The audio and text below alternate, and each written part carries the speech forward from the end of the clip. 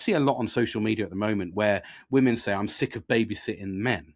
And I'm just like, what you don't understand is men don't get the same nurture, the same care as women do when they're brought up. Yes, now I don't get me wrong. I know that there is women out there, and I'm not talking about abuse, and I'm not talking about anything like that. I'm not saying about all the things it does, because there is. I understand there's very difficult. I'm not, but what I am saying is men have a harder upbringing. There's expectations on men very early. It doesn't matter what culture you're in. As a man, you're expected to go and earn money, look after the family. You're expected to, the firstborn male is the one that goes out and lets the dad retire, and then he comes up through and he provides for his family. That's the way it's always been. So there's lots of expectations on men. There's expectations for, if something goes wrong in the house, I'm still expected to come around and help. They don't ask my sister because she's going to be probably no use to start doing DIYs. She might be. I'm not saying negative. I know she's not physically. I know she's not that way inclined to be doing DIY because I know she's my sister. But at the same time, there's a lot of expectations on men. So it's really important. And I think that this works in hand in both ways. And there's something I learned here. So there's going to be a little bit for you. Don't worry. For you ladies in a minute.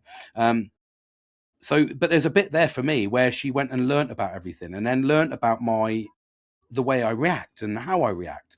And in actual fact, I've had the most stress-free year because there's no expectation. There's no pressure.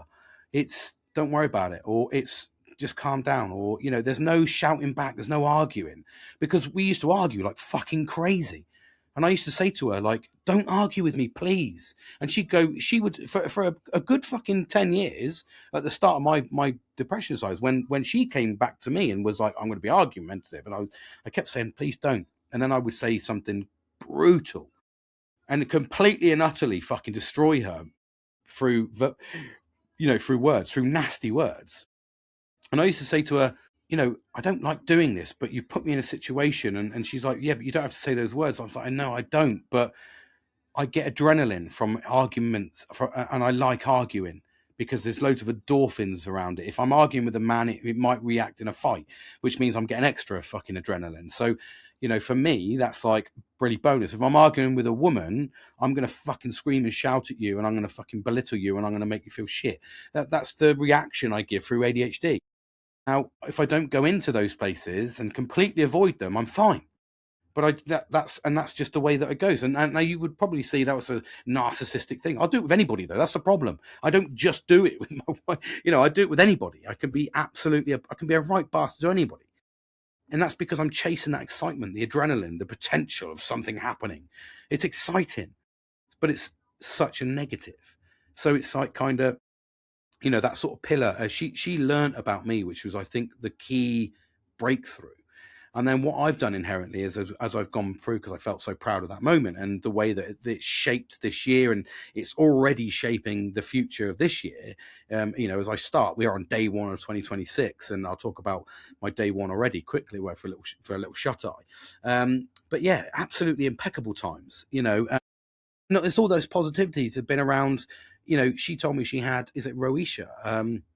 Skin disorder. So and it's not, I think it's common in women. I don't really know about the commonality of it, but what I do know is I researched what to do to remedy it. So I bought one of those shark LED masks, and I bought this fucking specialist cream that's really expensive, and this specialist wash, and it was all clinically proven. She also had I can't remember call it, the heel of your foot. There's there's an infection you get in your, not an infection, it's an inflammatory thing in your foot. It's in the arch of your foot. Anyway, I bought this fucking machine that was clinically proven. It wasn't even expensive, like £65, but like changed her life. She said, like she said, out of everything that you've always given me, this is like the best fucking gift ever, because she can walk around. Now, that was because she told me about something. So what's the common theme here? The common theme is being open and honest. And I think a lot of mental health issues will fail because you're not open and honest.